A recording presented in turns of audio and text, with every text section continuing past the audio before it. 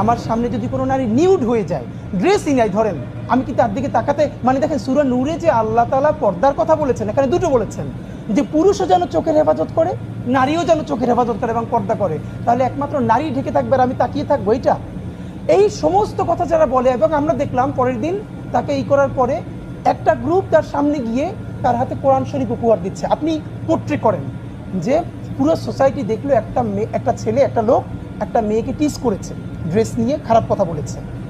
পরের দিন তাকে ছাড়িয়ে আনার পর বীর বিক্রমে তার হাতে কোরআন তুলে দেওয়া হয়েছে, ফুলের মালা হয়েছে। এবার আপনি ভাবেন, যারা ইসলাম ভালোবাসে, মুসলমান ভালোবাসে, এমনকি আরবান সেই ক্লাসটা যারা ধর্ম পালন করে অ্যাজ ওয়েল অ্যাজ তার কালচারেও সে ওরকম বিলং করে, তার কাছে কি মেসেজটা যাচ্ছে।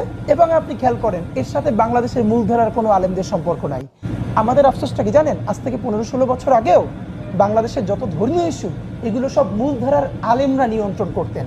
হঠাৎ করে কোনো ফেসবুক সেলিব্রিটি না। ধরেন বাইতুল মোকাররম মসজিদের খতিব, আপনার নিশ্চয়ই মনে আছে প্রথম আলো একবার খুব 111-এর সময় খুব বাজে একটা কাজ করেছিল, যেখানে ইসলাম অবমাননা হয়েছিল।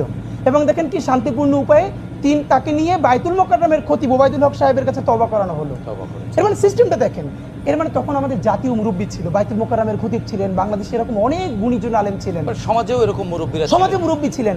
আমাদের এখন দেশের সব থেকে বড় ক্রাইসিস জানেন, আমাদের কোনো বেগম জিয়া ব্যতীত, উনি তো এখন অনেকটা অসুস্থ, আপনি চক্ষু বন্ধ করে 3জন পলিটিক্যাল আমাদের পার্সোনালিটির কথা বলতে পারবেন, পুরো জাতি তাকে বিশ্বাস করে যে কোনো পলিটিক্যাল ক্রাইসিসে নাই। বেগম জিয়া একমাত্র, আল্লাহ ওনাকে যে কয়দিন রেখেছেন আমরা ওর উপরে সেই ট্রাস্টটা করি। নাম্বার 2, আলেমদের মধ্যেও না ওই জায়গাটা হাসিনা এমন করেছে, সবাইকে বিতর্কিত করে গ্রুপে গ্রুপে ভাগ করে এখন তারা নিজেরা ঐক্যবদ্ধ নাই। এবং মাদ্রাসা মসজিদগুলোকে এমনভাবে সে নিয়ন্ত্রণ করেছে, ওই জায়গাটা নষ্ট হয়ে গেছে। ফলে হয়ে গেছে কি দেখেন, তৌহিদেরই মুর্শিদ আমার মুহাম্মাদের নাম, কি চমৎকার তৌহিদ শব্দ। এখন আপনি নিজের কোনোদিন বলতে পারবেন আমি তৌহিদি জনতা? না, আপনার ভয় লাগবে, তাই না? ভাই বলতে পারবে, আমি বলতে পারবো। অথচ যারা ছিলেন তৌহিদবাদী, যে ইসলাম সব থেকে বেশি ইনসাফের কথা বলে, এখন সেই শব্দটাকে একটা গ্রুপ পলিটিক্যালি ক্যাশ করে তারা সব থেকে উগ্রতা। আপনার মনে আছে নিশ্চয়ই যে গণ অভ্যুত্থানের পরে পরে ঢাকা বিশ্ববিদ্যালয়ের এক শিক্ষার্থীকে, ওখানকার একজন 3য় শ্রেণীর কর্মচারী একটা বাজে মন্তব্য করেছিল এক নারী শিক্ষার্থীকে। তারপরে তাকে গ্রেপ্তার করা হলো, প্রশাসনই তার গ্রেপ্তার করিয়েছে, তার আদালতে বিচার হবে।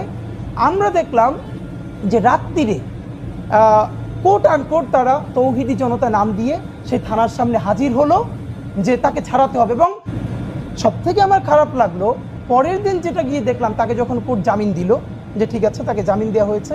প্রথমত হলো দেখেন, ইসলাম পর্যন্ত বলছে, আল্লাহ রাসূল সাল্লাল্লাহু আলাইহি ওয়াসাল্লাম বলেছেন যে আল মুসলিমু মান সালিমাল মুসলিমুনা মিন লিসানি ওয়া ইয়াদি, প্রকৃত মুসলমান সেই যার হাত ও মুখ থেকে অপর মুসলমান নিরাপদ থাকে। মানে আমার জবান